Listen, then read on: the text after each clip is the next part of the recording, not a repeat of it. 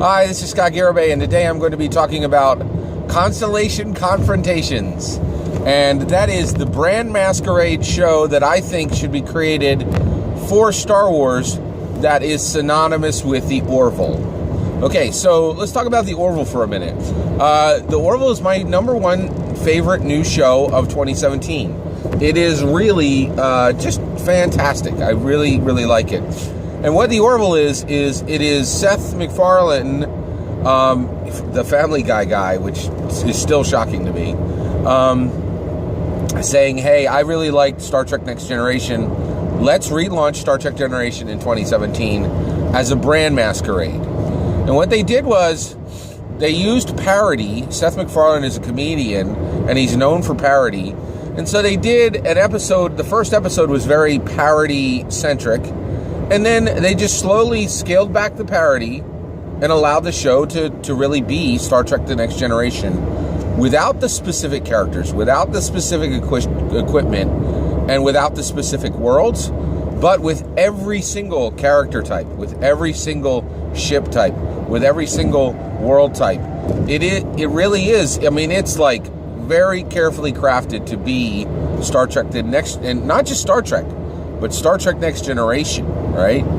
And I really feel like this is something special. I've never seen this done before. I've never seen a brand masquerade that uses parody to make the product legal, then scales back the parody, and what you have left is the relaunched show that looks just like the show that someone else owns, and you're moving forward with their intellectual property.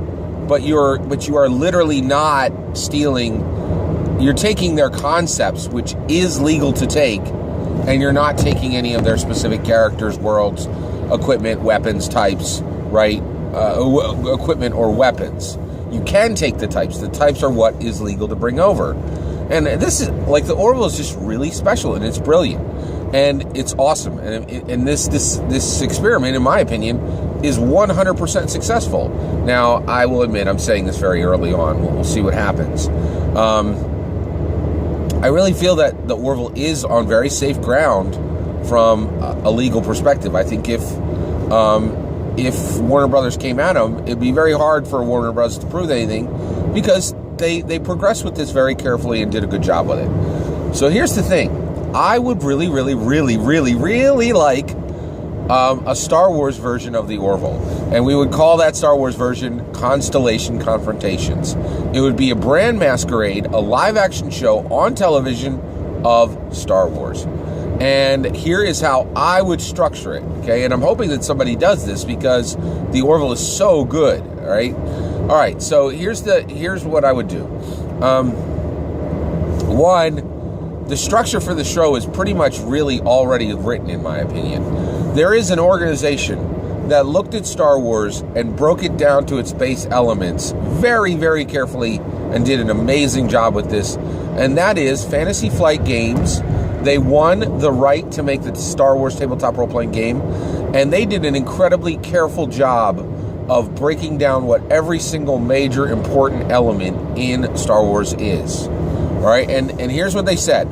They said Star Wars breaks into three main factions. Okay, it breaks into it breaks into the smuggler world. Okay, so it breaks into the scoundrel world. So you have the scoundrel world. You have actually, specifically the way they did it was obligation, duty, morality. Okay, now obligation lines up with smugglers and bounty hunters. So that is the first faction, and they're very important. So you have your first faction, which is smugglers and bounty hunters. The second faction is the rebellion, okay? And then the last faction is the Imperials, right? And actually, those don't align perfectly with, well, yeah, we'll get there. All right, so your three factions are really smugglers, rebellion, Imperials. Okay, all right. Now okay. So our story in Constellation Confrontation would really be a rebellion story. Okay, And the smugglers are going to be allied. The smugglers are really important and interesting because they can be allied with both the rebellion and the Imperials, okay? And they can even switch sides from time to time, right? Which is really cool. All right, now, but we're going to focus on the rebellion for our part of the story, right? Now, of course, every single one of these would be renamed. So you would get a new name for each one of these, right? And so, and again, Brand Masquerade would be very carefully orchestrated, right? So, the next thing I would do is your character types. And again, Fantasy Flight Tabletop Role-Playing Game has given these character types, okay? Your character types for your good guys, your protagonists, are going to be Bounty Hunter, Smuggler, okay? And that's straight from the Edge of the Empire book. From the Age of the Rebellion book are princesses and pilots. That's the next one, okay? And then last is the Jedi, okay? Now, right there you have 5 character types. You have a smuggler type, you have a bounty hunter type, you have a princess type, you have a pilot type, and last you have a Jedi type, right? That's enough. That's 5 protagonists, right? And, you know, just go down the line, right? So your smuggler is going to have a furry companion. Your bounty hunter will be on his own, kind of, you know, or actually on her own, right? Kind of a lone wolf, right? But of course connected to the other characters. Your princess character does not need an attached character to her. She's going to be essentially, you know, a diplomat. You could also make a male princess type, you know, a male diplomat. You can go that direction too. You know, I would not have any problems with them, you know, gender bending any of the traditional roles or anything like that. I just really want Star Wars on television exactly the way I'm watching an 8th season of Star Trek Next Generation, and that blows my mind. Like, that's what the Orville is, right? It really is incredible, right? And that's what I would like, is I want the first season of Star Wars live action television, and because it has never been given to me, it doesn't matter to me that it would be a Brand Masquerade, right? So we would go forward, right? And so the princess would be would not need a companion. The pilot would have a droid, right? And then last, your Jedi, again, I don't think you would you might not need a connected character, but that's a really robust cast, right? Then what I would do is I would actually do an 18 episode first season, okay? 18 episodes. And here's how you'd break it out, right? You would do the first 5 episodes would be mostly centered on the scoundrel faction, the bounty hunter smuggler faction. The middle 5 episodes would be focused on the rebellion, and then the last 5 episodes would be dealing directly with the Empire and really defeating them and the big war and all of that, right? And I'm sorry. No, I got that wrong. Sorry. Okay, the first 5 episodes, let me do this right. The first 5 episodes would be smugglers and bounty hunters. Second 5 episodes would focus primarily on the princess and the pilot, and then the last 5 episodes would be mostly centered on the Jedi. Okay, now you would have everybody in all the episodes, right? But I'm missing 3 episodes. What are the other 3 episodes if we're 18? Well, you would go episodes 1 through 5, and then episode 6 would be 100% focused on the Empire. And so we would get an Empire character in 3 episodes throughout the show, where we would see the impacts of what the Rebellion are doing directly on the Empire, right? And so that would be the structure for how the story would flow forward. And honestly, I think you could nail this to the wall and be very, very close to what Star Wars does, but you could be doing exactly what Seth MacFarlane is. Like, Seth MacFarlane never used a single name, you know, from Star Trek Next Generation.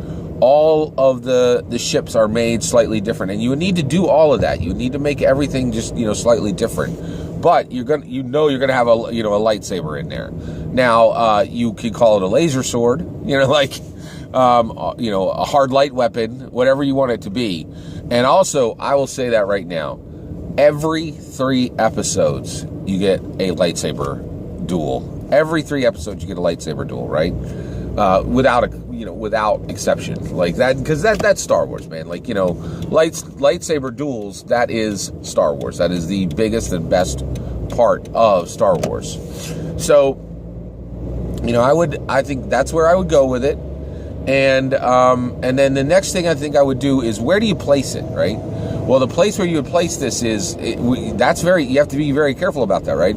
Because the Orville specifically chose the Star Trek The Next Generation. But the Star Trek series, excuse me, the Star Trek series are done in a timeline, right? So where you would place Constellation and Confrontations, the best place to place it would be right after Episode 4. And right before Episode 5 begins. So, Luke is learning his powers. He realizes that he is Force sensitive. And then also, I would allow there to be as many as 7 living Jedi. So that would be a change from the show, right? Well, the show really had 2 living Jedi. So, it's not that far of a change. But I would throw in a couple more Jedi. And I think it would this would be really, I would so love to see this. And so overall, I'm going to wrap up. That would be how I would structure Constellation and Confrontations. Consto Confro, that's what we would call it. And also, I just want to say, I'm really incredibly impressed with what Seth MacFarlane has done.